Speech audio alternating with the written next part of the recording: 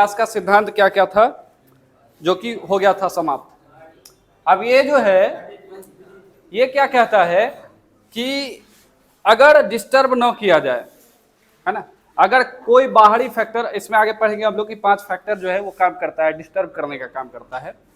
अगर डिस्टर्ब न किया जाए तो जीन की फ्रीक्वेंसी जो है किसी एक आबादी के लिए वो हमेशा कांस्टेंट रहेगा, या जीन पूल जिसको हम बोलते हैं वो कांस्टेंट रहेगा। अब ये होता क्या है ये समझिए पहले। देखो क्या कहता है कि एलिल जितने भी होते हैं, अब देखो हमने पीछे याद करो मेंडल वाला चैप्टर जो हम पढ़ रहे थे, तो उसमें एलिल के बारे में, एलिल क्या होता है, जो कैरेक्टर को डिफाइन करने का काम करता है ना।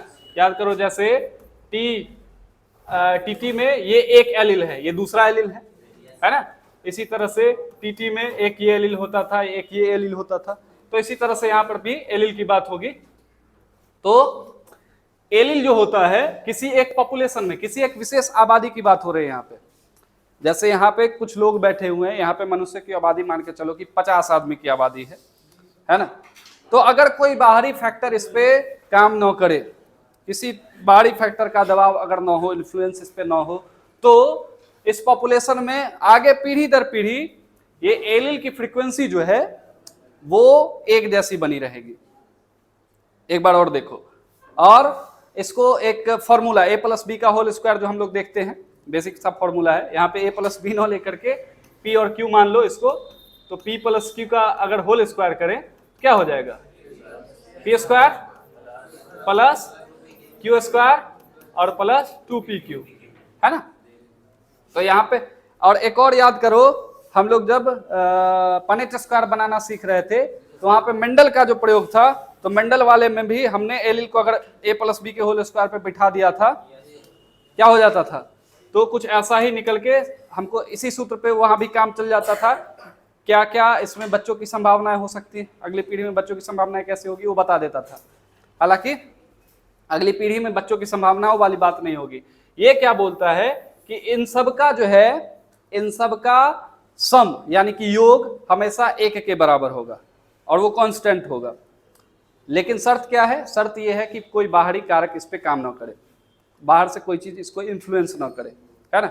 अब मान के चलो कि 50 आदमी है, 50 आदमी की आबादी में कोई बाहर से आ गया या यहाँ से कोई और चला गया, कुछ मर गया, कुछ ज्यादा पैदा ले लिया, तो ये सारी चीजें इन्फ्लुएंस करने वाली चीजें होती, इन सबसे तो प्रभाव पड़ेगा, है ना। चलिए इसको पढ़िए पहले क्या कहता है। The frequency of occurrence of alleles of a gene in a population remains constant. ये क्या है, कांस्टेंट रहेगा। जीन की आवृत्ति जो है, एलिल की आवृत्ति जो है वो हमेशा कांस्टेंट रहेगा जनरेशन दर जनरेशन, है ना। एक जनरेशन से दूसरे जनरेशन में भी कांस्टेंट रहेगा जब तक कि इसको किसी बाहरी चीज से डिस्टर्ब न किया जाए, है ना। बाहरी चीज से डिस्टर्ब, अब बाहरी चीजें क्या क्या हो सकती है, 5 तो यहाँ पे पढ़ना है, 5 चीजें जो इन्फ्लुएंस करता है। जैसे कि कुछ एग्जांपल्स, म्यूटेशन, है ना। एक विशेष प्रकार का जीन था, जैसे लंबाई का जीन मान लो, इंसान का एग्जांपल ले लेते हैं, तो लंबाई का जीन हम मान लेते हैं कि एक टी वाला था जो 6 फुट लंबा बनाता था और एक स्मॉल टी वाला था जो 4 फुट लंबा बनाता था। अब म्यूटेशन हो गया, मान लो कि इसमें म्यूटेशन हो गया और किसी तरह से एक नया तरह का जीन बन गया जो 5 फुटिया जीन पैदा कर दिया, बीच वाला एकदम, इन दोनों के बीच में से 5 फुटिया बच्चा पैदा करेगा। तो म्यूटेशन हो जाएगा, तो ये इक्विलिब्रियम जो है, ये साम्यता का मतलब एक समान बने रहना, तो ये साम्यता जो है वो गड़बड़ा जाएगा, है ना। उसके अलावा नॉन रैंडम मेटिंग कहने का मतलब कि कोई किसी से भी मेट कर लेता है ना, तो वो नहीं होना चाहिए। उसके अलावा और भी कई सारी, जैसे जीन फ्लो पढ़ेंगे हम लोग, है ना। जीन फ्लो मतलब इस जनरेशन, इस पॉपुलेशन का जीन जो है बाहर, जीन यहाँ पे आदमी अगर बाहर जाएगा, यहाँ पे 50 आदमी की यहाँ पे बात हो रही है, तो आदमी बाहर जाएगा, इसका मतलब जीन बाहर जा रहा है। हम जेनेटिक्स के हिसाब से देखेंगे तो जीन बाहर जा रहा है, या कहीं से और आ गया, है ना, तो जीन बाहर से आ रहा है। जेनेटिक ड्रिफ्ट देखेंगे, है ना, आनुवंशिक विचलन बोलते हैं उसको, कि मतलब अचानक से कुछ ऐसा हुआ जिसकी वजह से बहुत सारा प्रजाति खत्म हो गया अचानक से। अब बीटल वाला एग्जाम्पल दिया जाता है बहुत ज्यादा, कि अगर बीटल है कहीं पे बहुत ज्यादा, उसकी आबादी बढ़ी, कोई हाथी चला उधर से, उसको रौंद दिया, खत्म, है ना, तो उसको जेनेटिक ड्रिफ्ट बोलेंगे। अब इंसान में तो ऐसा नहीं होता है, इंसान खुद समझदार है, कंट्रोल करके चलता है। आइए, जेनेटिक इक्विलिब्रियम। अब जीन पूल हाल में पूछा गया क्वेश्चन है, जीन पूल किसको बोलते हैं? जीन पूल किसी आबादी में जीन की फ्रीक्वेंसी जो होती है टोटल, है ना, किसी आबादी में टोटल जीन की संख्या जो होती है उसको जीन पूल कहा जाता है। ठीक है, तो जेनेटिक इक्विलिब्रियम क्या है? आनुवंशिक साम्यता। इक्विलिब्रियम का मतलब होता है साम्यता या समतुल्यता, साम्यता ही बोला जाता है हिंदी में। जेनेटिक इक्विलिब्रियम क्या है? ये एक ऐसी स्थिति है, ये एक ऐसी स्थिति है जो कि जेनेटिक चेंज को मेजर करने के लिए यूज किया जाता है। अब समझो, इसी आबादी ये क्या बोला?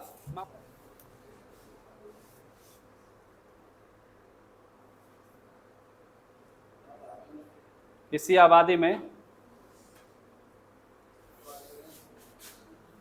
जीन की संख्या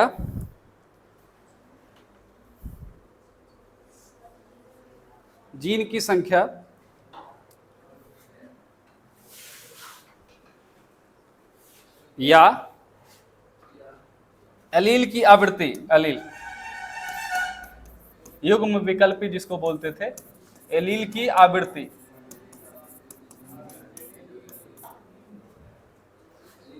एलील की आवृत्ति पीढ़ी दर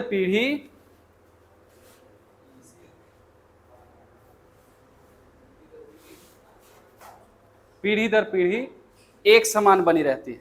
मतलब कांस्टेंट, नियत, हाँ कांस्टेंट रहती है, कांस्टेंट रहती है, नियत रहती है, यदि उस पर बाह्य कारकों का प्रभाव न पड़े। ठीक है, यदि उस पर बाह्य कारकों का प्रभाव न पड़े, कारकों का प्रभाव न पड़े।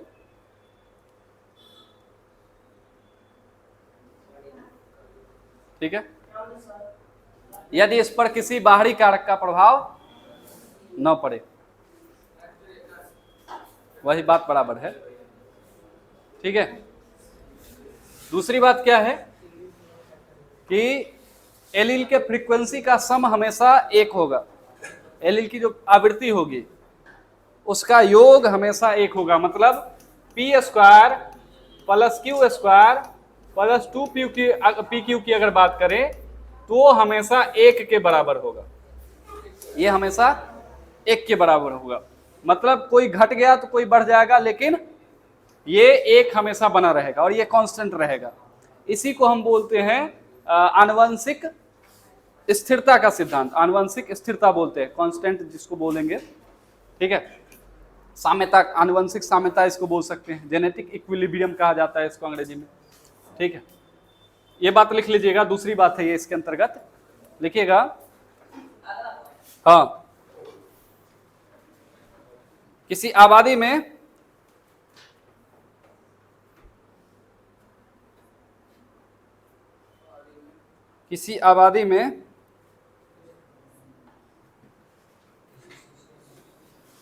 एलील की आवृत्ति का योग, एलील की आवृत्ति का योग हमेशा एक होता है। वन, एक मतलब एक जैसा नहीं, वन वाला एक हमेशा एक होता है।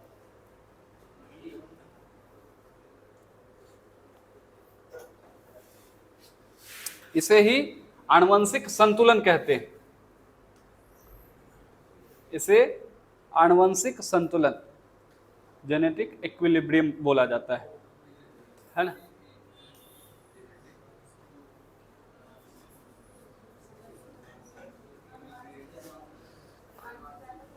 इसे ही आनुवंशिक संतुलन, जेनेटिक इक्विलिब्रियम कहते हैं। अब देखो ये क्या प्रोवाइड करवाता है? ये एक बेसलाइन प्रोवाइड करवाता है जेनेटिक चेंज का। अब ये क्या होता है, मान के चलो कि एक यहां पर है, मतलब इसका सम हमेशा एक होना चाहिए। ये एक से अगर ज्यादा हुआ तो भी क्या दिखाएगा? जेनेटिक चेंज हो रहा है, पॉजिटिवली मानो। और एक से अगर कम हो रहा है तो भी ये क्या दिखाता है? जेनेटिक चेंज दिखा रहा है। एक होगा, हमेशा एक होना चाहिए, नहीं अगर है एक से कम होता है तो भी हम चेंज मानेंगे, एक से ज्यादा होता है तो भी चेंज। ये चेंज बताने का काम करता है। ठीक है, अब ये पी क्यू और 2pq जो था, ये p स्क्वायर क्यू स्क्वायर और 2pq था, जो क्या था। अब मान के चलो कि कोई एलिल ए है, एक एलिल को ए मानते हैं, कोई एलिल ए है जिसकी संख्या p है। ए एक एलिल है और इसकी संख्या p है, मतलब इस एलिल की आवृत्ति p हम मानेंगे। किसी मान के चलो कि यहाँ पे लड़के लड़कियां सब बैठे हुए हैं, मान के चलो कि लड़कियों की संख्या 30 है, ठीक है, लड़की मतलब जी हम मान लेते हैं और उसकी संख्या 30 है, तो 30 को हम एक वेरिएबल के द्वारा हम मान लेते हैं कि p है ना। तो ये आवृत्ति हो गया, लड़कियों की आवृत्ति हो गई, है ना। मैथ में पढ़ते हैं आवृत्ति का क्या मतलब, बार बार जो रिपीट किया जा रहा है, कितनी बार आ रहा है, बारंबारता वाले चैप्टर में सांख्यिकी में पढ़ा जाता है, स्टैटिक्स में, वो वैसा ही मान लो कुछ। और लड़के मान के चलो कि 30 बैठे हुए हैं, तो बॉय की आवृत्ति हो गई वो, तो मान लेते हैं क्यू है। तो इसी तरह से अगर बात की जाए तो एक एलिल है जिस ए कैपिटल ए वाला जिसकी आवृत्ति p है, एक एलिल है स्मॉल ए वाला जिसकी आवृत्ति q है, ठीक है। अब देखो एलिल हम हमेशा जानते हैं कि कितना होता है, संख्या में जोड़े में पाया जाता है, याद करो मेंडल का पहला नियम। तो ये क्या क्या, इसमें क्या क्या पॉसिबिलिटी बन सकती है, ए होगा, ठीक है, ए ये वाला ए हो सकता है, और एक तीसरा कॉम्बिनेशन ए वाला बन सकता है, 3 कॉम्बिनेशन बन सकते हैं। तो ए को हम क्या मानेंगे अब आवृत्ति में, इसको p स्क्वायर मानेंगे, इसको क्या मानेंगे q स्क्वायर मानेंगे, और इसको हम मानेंगे 2pq। इसको अगर 2pq माना जाए तो इस तीनों का सम जो है हमेशा 1 हो जाएगा। ये जो आपने लिखा कि सम जो है 1 होता है, जीन पूल के अंदर सभी एलिल की आवृत्तियों का योग जो है 1 होता है, तो वो कहां से आया, तो वो यहां से आया, ठीक है। लिखने में मुझे पता है कि आपके दिमाग में नहीं आया होगा कोई बात, है ना, लिखते समय वो बातें दिमाग में नहीं आई, माथा के ऊपर से निकलने वाला चीज था। लेकिन ये क्या समझिए, ऐसे समझिए कि अगर कोई तुमको लंबाई चौड़ाई वाला जो है ज्यादा समझ में आया हुआ, तो मान लो कि अगर टी कैपिटल टी वाला टॉलनेस वाला जीन बोल रहे हैं, सॉरी एलिल, उसका नंबर कुछ भी हो, नंबर से हमको लेना देना नहीं है, 20 25 50 100 जितना भी है। या यूं मान लो, एक और तरीका लगा लो कि टोटल 100 जीव हैं, टोटल 100 जीव हैं, ठीक है। 100 जीव में से मान के चलो कि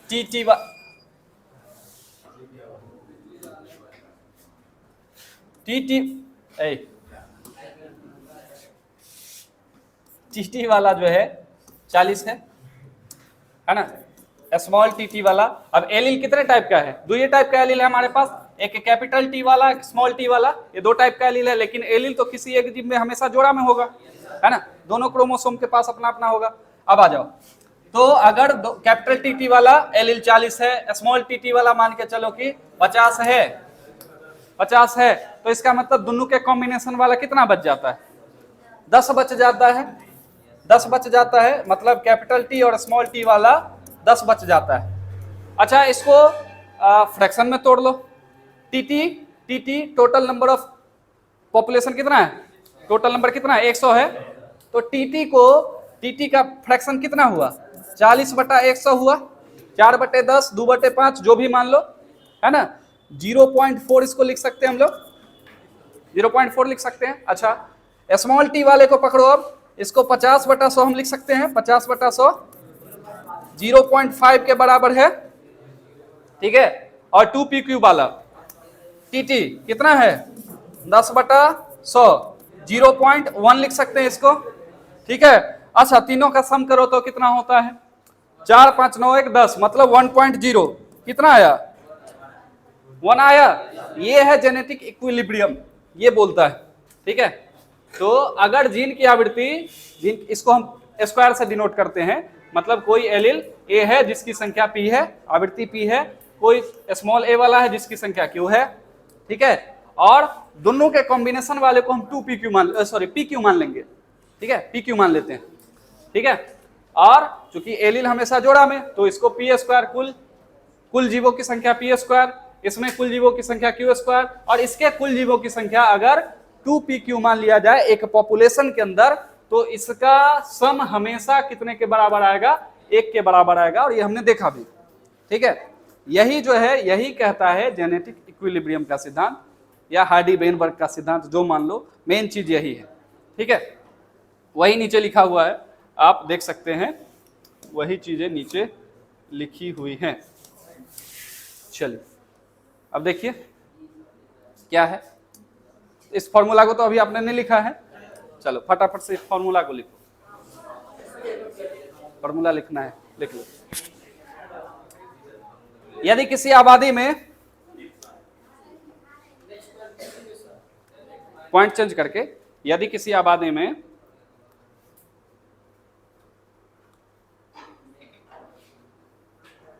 आबादी में हम हर एक व्यष्टि, इंडिविजुअल यानी कि व्यष्टि, हर एक व्यष्टि में व्यष्टि मतलब इंडिविजुअल, व्यष्टि में मौजूद एलील को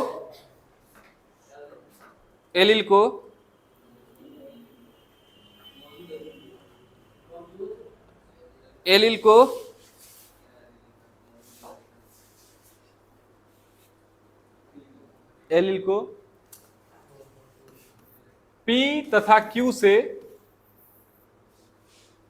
P तथा Q मान लेते हैं, P तथा Q मान लेते हैं, ठीक है, P तथा Q मान लेते हैं, ठीक है।